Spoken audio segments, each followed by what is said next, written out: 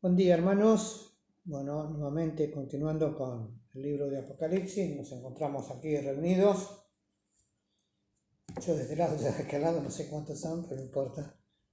Lo importante es meditar en la palabra del Señor y buscar en ella la enseñanza para nuestras vidas, que nos dé luz sobre este tiempo que estamos viviendo. Vamos a encomendarnos al Señor. Bendito Padre, te damos gracias en esta mañana, que tú en tu infinita misericordia permites llegarnos delante del trono de tu gracia. Acompáñanos en la meditación de tu palabra, danos la luz necesaria para interpretarla, que tú nos guíes, Señor. Por amor de Jesús te lo rogamos. Amén.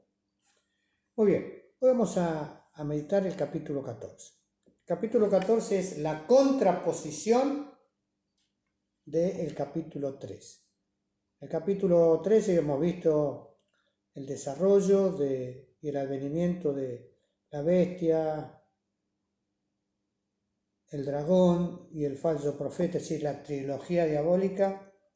Y ahora el capítulo 14 es un capítulo de consolación, ¿no? Un capítulo de amonestación y un capítulo de juicio, donde el Señor Jesucristo se va a manifestar, ¿no?, en el momento ya final de la gran tribulación. Esto tiene que ver, este capítulo tiene que ver con los hechos finales de la gran tribulación, cuando viene el Señor Jesucristo en gloria. También tiene que ver con el final, con la batalla de Armagedón, tiene que ver cuando desciende del cielo y consume las huestes diabólicas y satánicas. Pero nos habla este capítulo de la bendición que tenemos todos aquellos que hemos puesto la fe en Jesucristo, y tristemente de la condenación para todos aquellos que no pusieron la fe en Jesucristo. Desde ese punto lo tenemos que ver. Es decir, acá tenemos presente, o tenemos las dos contraposiciones. Aquellos que fueron llamados y eligieron a Cristo y respondieron a la fe, que fueron benditos, y aquellos que tristemente pusieron la fe en el príncipe de este mundo. Por eso dice en el capítulo 14, el verso 1, y miré, y aquí el Cordero estaba sobre el monte de Sión, y con él 144,000, que tenían el nombre de sus padres escritos en su frente.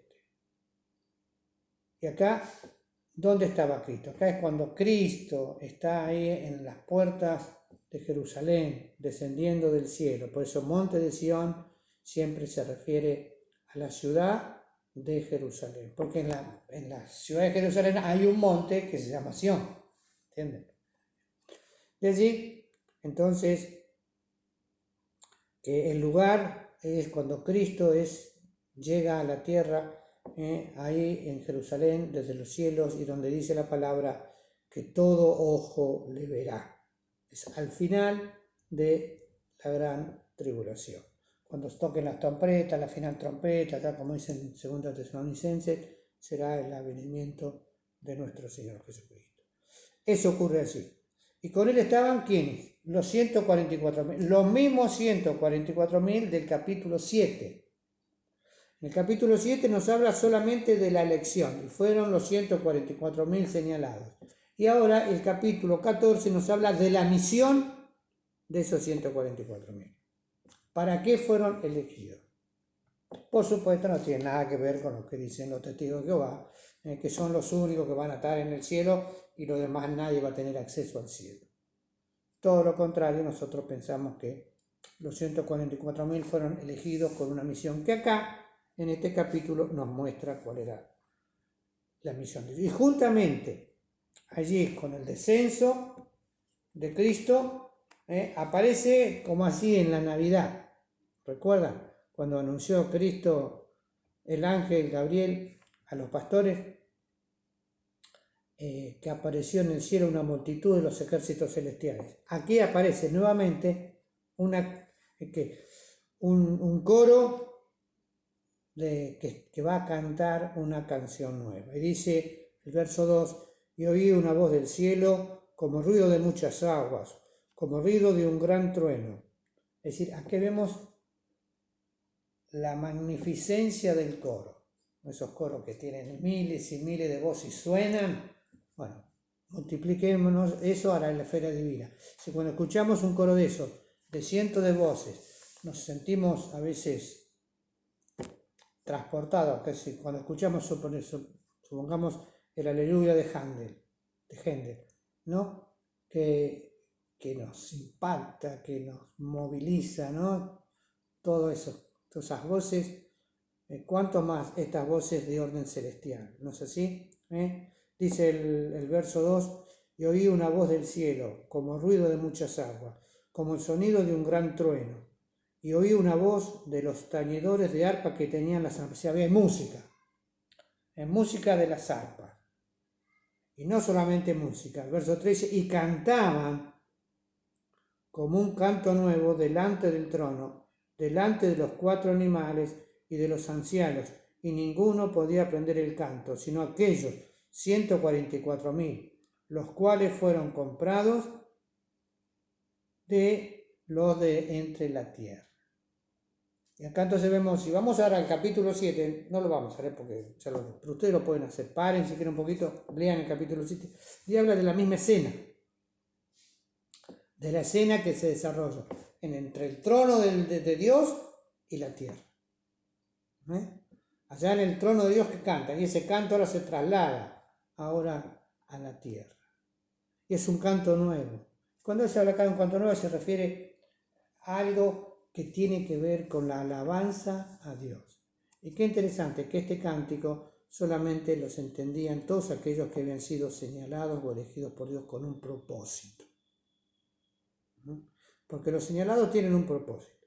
Estos 144.000. Los cuales fueron comprados. Acá lo importante es que fueron comprados. ¿Y a qué se refiere cuando fueron comprados? Se refieren sin lugar a dudas que fuimos comprados con la sangre de Cristo. Cristo, con su muerte en la cruz, hace la obra de redención. Y para los judíos, redención viene de redimir. Y redimir significa pagar el precio de rescate por aquellos que tenían que ser liberados de la esclavitud. O lo mismo ocurría cuando se pagaba un precio de rescate por las esposas o por la dote de las mujeres. Pero acá el redimir viene así, pagar el precio por aquellos que habían sido rescatados de la esclavitud. Y entonces, Cristo, acá estamos hablando de la obra de Cristo, básicamente. Estamos hablando de la obra de salvación, por eso fueron comprados. Allá dice que fueron señalados, y acá completa la idea que estos señalados Cristo había obrado para redimirlos. Entonces habla singularmente de una tarea de evangelización. Sin lugar a dudas, estos 144.000 son judíos, por supuesto. Son judíos conversos, sí. Que recibieron un mensaje de salvación, sí. Que aceptaron a Cristo. Por eso, dice el verso 4, habla ahora de su valor moral.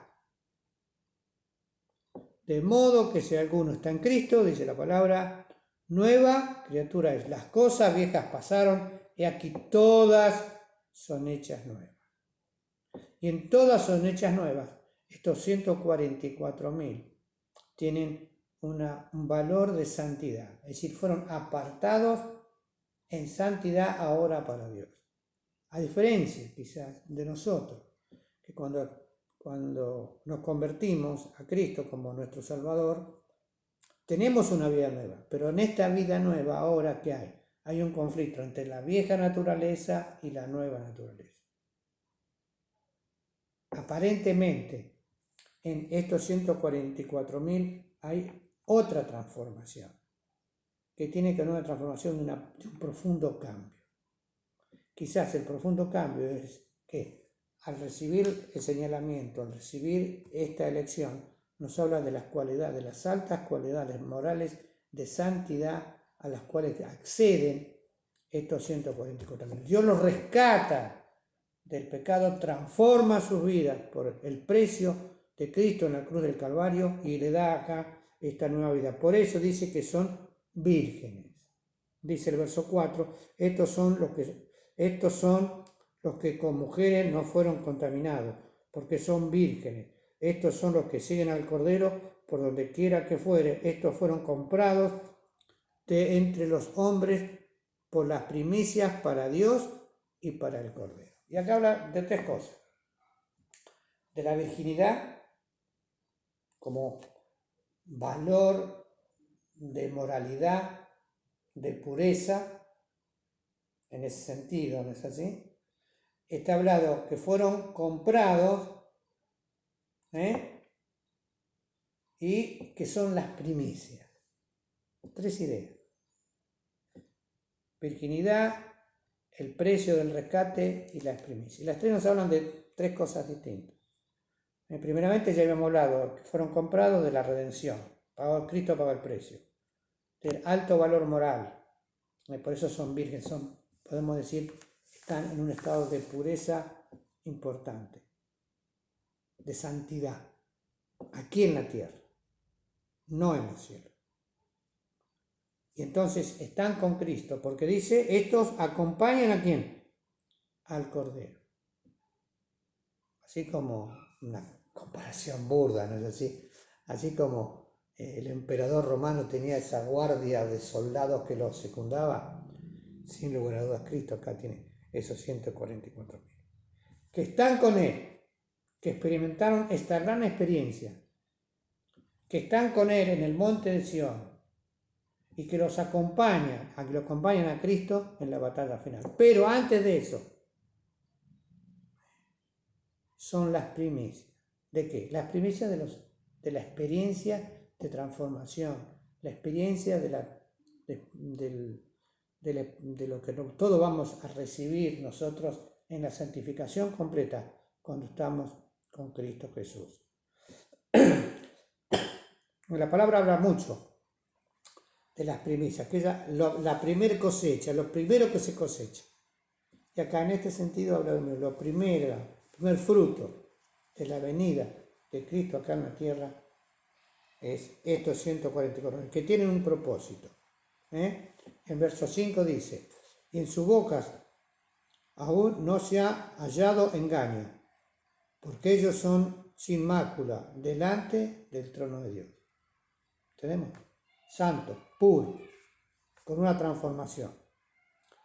Y acá el verso 6, es decir, hasta ahora entonces vemos el trono de Dios, Cristo descendiendo, con él los coros celestiales, con él los 144.000 en esta experiencia de santidad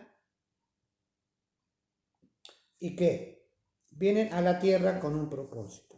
Dice el verso 6, y vi otro ángel volar por el medio del cielo y tenía el evangelio eterno para predicarlo a los que moran en la tierra, a toda nación, tribu, lengua y pueblo. Y quizás es la tarea que se va a producir al final de la gran tribulación. Que el evangelio eterno no es un evangelio nuevo. Sin lugar a dudas, habla de las buenas nuevas de salvación.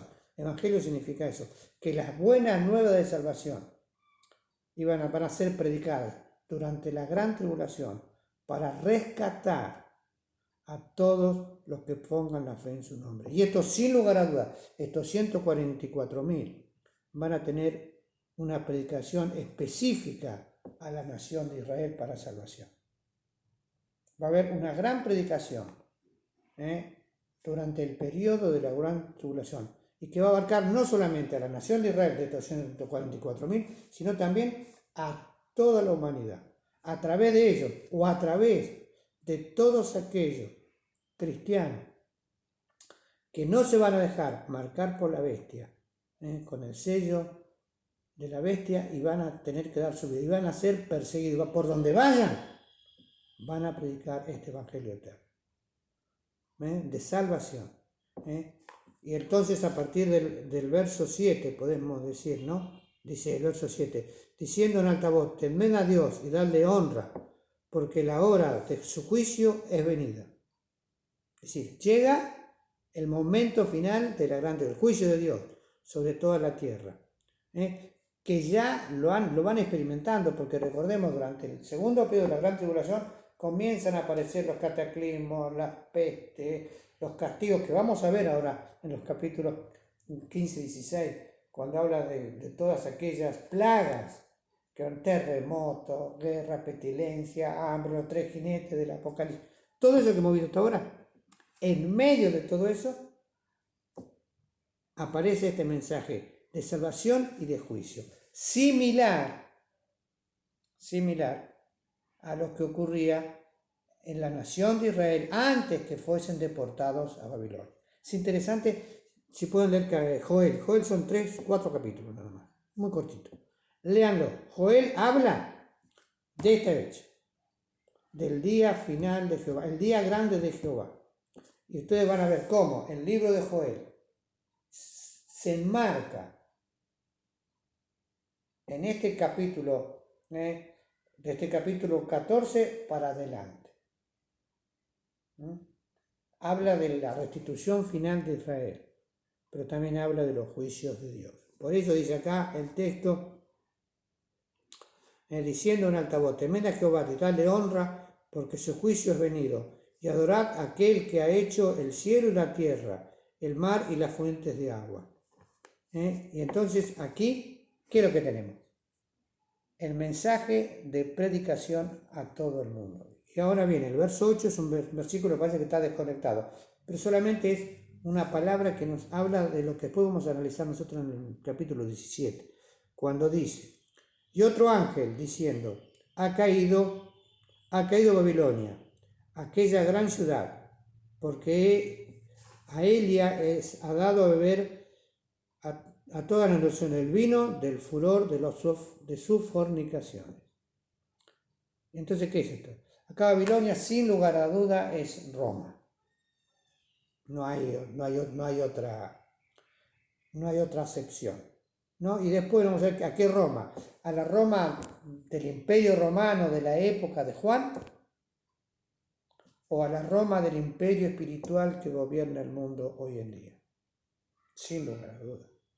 Habla de la Roma espiritual que gobierna el mundo hoy en día.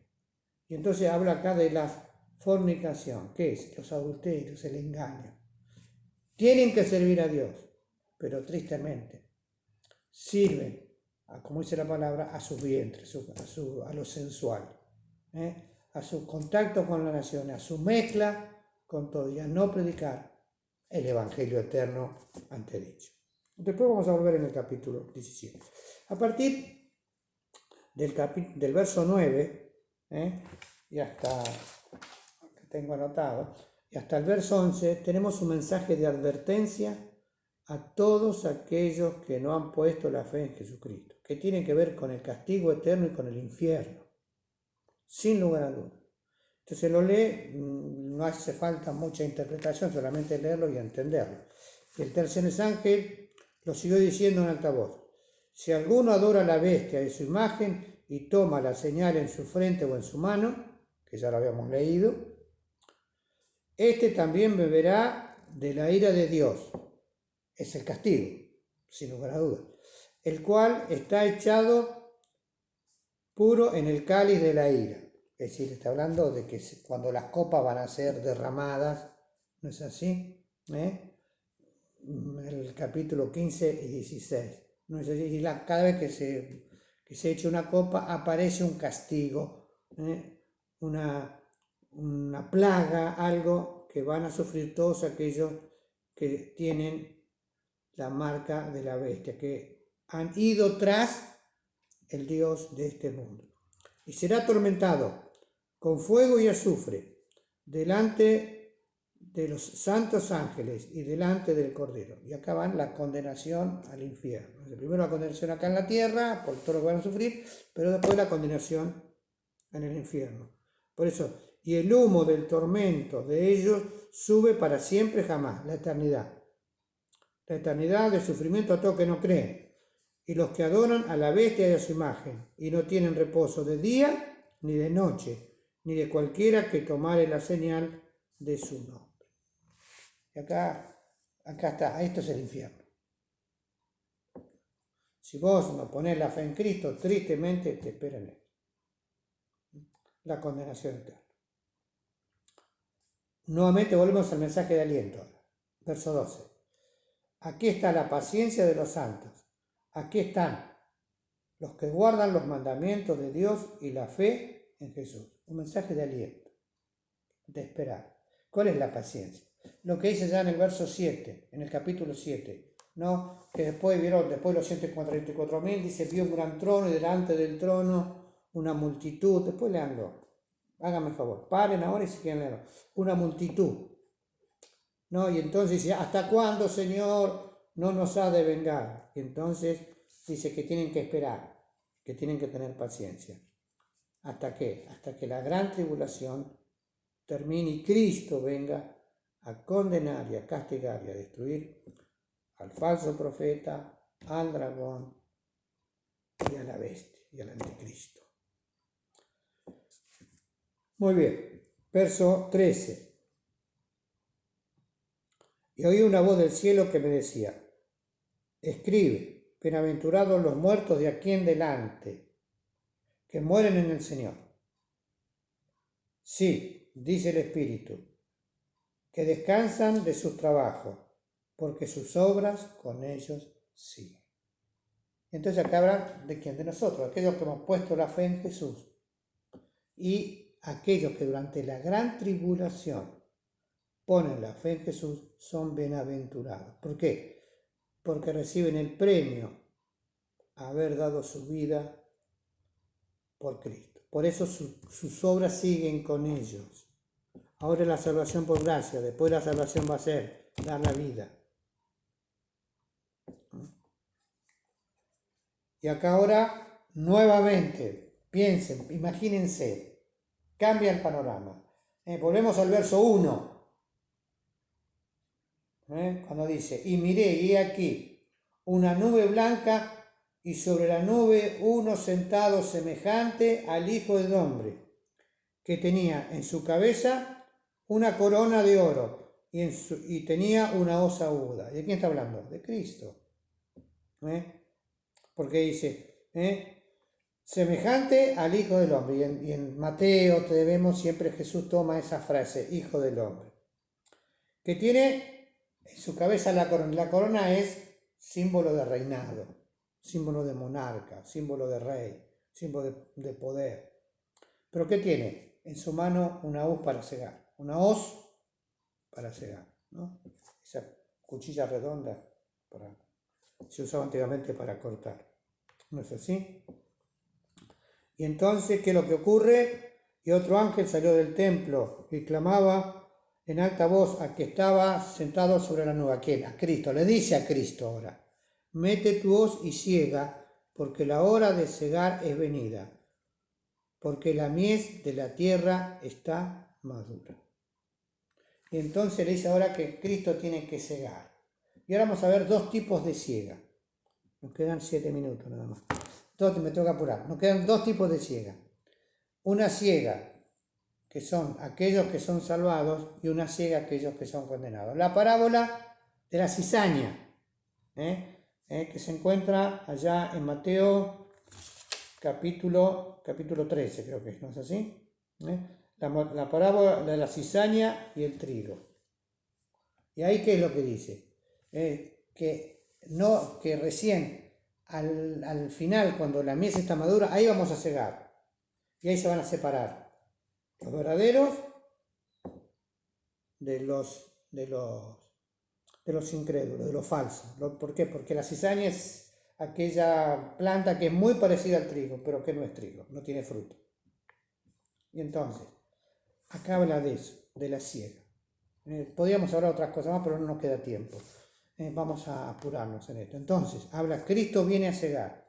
Y Cristo va a cosechar primeramente a todos los suyos. ¿No es así? Y el que estaba sentado sobre la nube echó su hoz, verso 14, sobre la tierra, y la tierra fue cegada. ¿De quién? Fueron salvados todos aquellos. Final de la gran tribulación. Fueron salvados todos aquellos que habían puesto la fe en Jesús.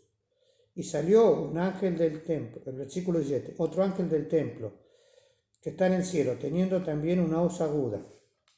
Y otro ángel le da la orden del altar, el cual tenía poder sobre el fuego, y clamó con alta voz al que tenía la hoz aguda, diciendo: mete tu hoz aguda y vendimia los recibos de la tierra, porque están maduras sus uvas.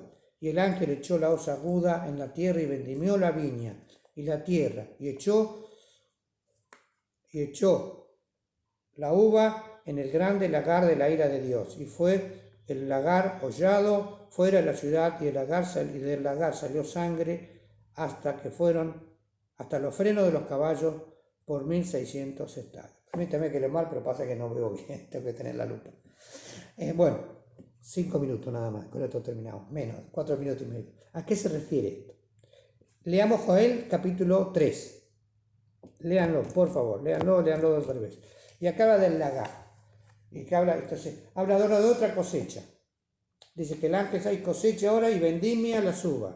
Las uvas es símbolo de quién? De todos los incrédulos, que son echados ahora en un hogar. ¿Saben lo que es un lagar? Un lagar era una pileta gigante donde tiraban las uvas y allí la pisaban y salía el jugo de la uva para después hacer el vino. Y entonces que la uva es aplastada, machacada, sin lugar a duda habla del sufrimiento. La ira de Dios habla de que del castigo hacia ellos. Y la profundidad del castigo dice que será hasta dónde. Hasta la sangre va a subir hasta los frenos de los caballos. Por supuesto, esto es una alegoría, un símbolo, hablando de la cantidad del poder y la cantidad de sufrimiento que van a tener todos aquellos que no pusieron la fe en Cristo. Entonces acá tenemos las dos ciegas, la separación del trigo de la cizaña, el castigo a los que no creen y la bendición de aquellos que fueron hijos de Dios. ¿Qué hemos de hacer nosotros? ¿Qué tenemos? Como dice allá, con esto terminamos, la bendición de Josué, ¿se acuerdan?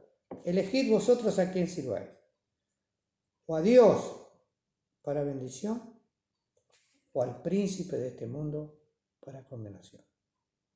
Hermanos, que este capítulo sea un capítulo de advertencia.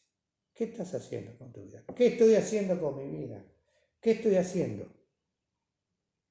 con mi relación con Dios? No vaya a ser que mi relación sea una relación de hipocresía solamente, no de sinceridad.